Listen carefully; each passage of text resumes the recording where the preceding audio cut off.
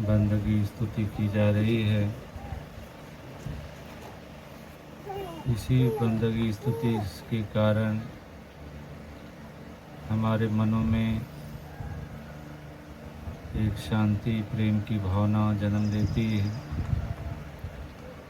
इसीलिए बंदगी की बात हर युग में संतों महापुरुषों ने की है।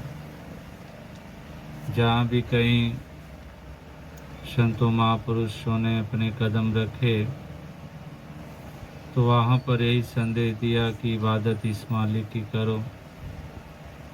इसी इबादत असल इबादत के कारण एक जहन में प्रेम की उत्पत्ति होती है और इसी प्रेम की उत्पत्ति के कारण इंसान का जीवन चैन और सुकून वाला होता है। तो इस प्रकार से स्तुति और इबादत इस मालिक हरिदातार की करने की अनुमति या प्रेरणा संतों महापुरुषों ने दी है। तो आओ सत्संगत, ये इबादत स्तुति कोई मंत्रों से नहीं, कोई पूजा पाठ से नहीं होती है, ये कर्मों के द्वारा होती है कि एक जीवन में प्रेम का बसेरा हो, जीवन में प्रेम हो, कहीं पर कोई घृणा नफरत के भाव न हो। तो इसी को महापुरुषों ने इबादत कहा है और सबके भले की कामना को इबादत कहा है। तो आज भी यही संदेश हर इंसान मानव परिवार के लिए कि हर कोई इसी तरह की इबादत में यकीन करे। पठन पाठन पूजा पाठ तो बहुत हो रहे हैं और होते चले आ रहे हैं, लेकिन एक असल इबादत इस मालिक को जानकर इसकी इबादत करना है। इसको पहचान कर एक यात्रा को तय करना है। घट घट इसको देखते हुए एक इबादत करनी है।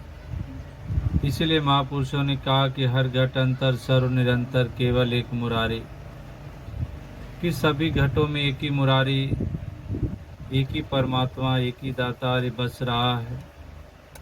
तो इसी को महापुरुषों ने अहमियत दी है और इसी की बंदगी और इबादत करने की प्रेरणा दी है।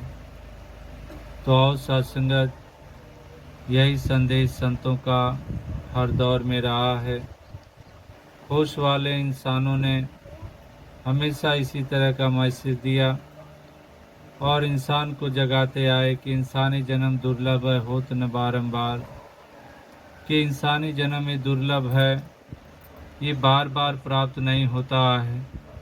इसको इंसान व्यर्थ ना गंवाए। ये व्यर्थ चला जाता है अगर केवल निद्रा भोजन भोग भय तक सीमित रह जाते हैं, तो ये जीवन व्यर्थ चला जाता है। तो इस जीवन की मूल पढ़ने की बात संतों ने की है और जीवन का मूल तभी पड़ता है जब ये सांसें इस हरिदातार के साथ जुड़ जाती हैं, जब इसका एहसास हो जाता है, जब सांसों में इसका बसेरा हो जाता है। महापुरुषों ने कहा कि सांस सांस से सिमरन करो, वृथा सांस जन खोए, कि सांस सांस से इबादत और बंदगी यानी कि आठों पहर इसका एहसास रहना, इसका बोध रहना। उठत बैठत हर भजो साधु संग प्रीत, कि संतों के संग हमारा प्रेम हो। एक संतों महापुरुषों से हमारा एक ऐसा प्रेम कि जिसमें कोई स्वार्थ खुदगर्जी की बात नहीं। महापुरुषों ने कहा कि स्वार्थ खुदगर्जी का प्रेम तो आज दिखता है और कल वो किसी कारण से मिट जाता है। आया प्रेम कहाँ गया देखा था सब कोई, छिन में रोवे छिन में हंसा, यह तो प्रेम न हो। कि एक ये भी प्रेम है जो समय के साथ बदलता जाता है, लेकिन महापुरुष संत जनों का प्रेम हमेशा कायम रहने वाला होता है। ये आठों पर बहता है, यहाँ पर कोई खुदगर्जी कोई स्वार्थ की भावना नहीं होती है कि कोई काम बन गया तो प्रेम बढ़ गया, मेरे मन के मुताबिक काम हो गया तो बहुत जय जयकार, और विपरीत हो गया तो फिर वही गिला शिकवा शुरू हो जाता है। तो महापुरुष कहते हैं प्रेम नहीं है। इसलिए करें कि उठत बैठत हर भजो साधु संग प्रीत। केक उठते बैठते ही हरि का स्मरण रखो और संतों महापुरुषों के संग प्रेम।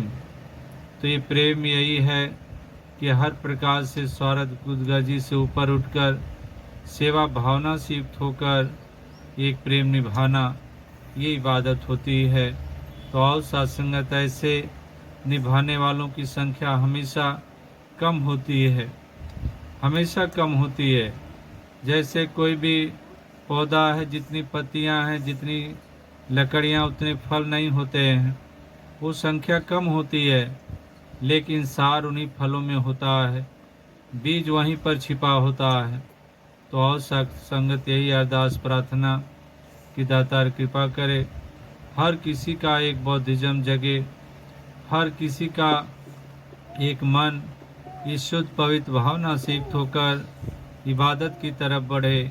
इस मालिक को जानने की इच्छा हर इंसान में पैदा हो और हर इंसान इसको जानकर संतोष सबर में स्थापित होकर अपने जीवन की यात्रा को तय करे। यही अरदास, यही प्रार्थना सत्संगत प्रेम से करना। धन्यवाद।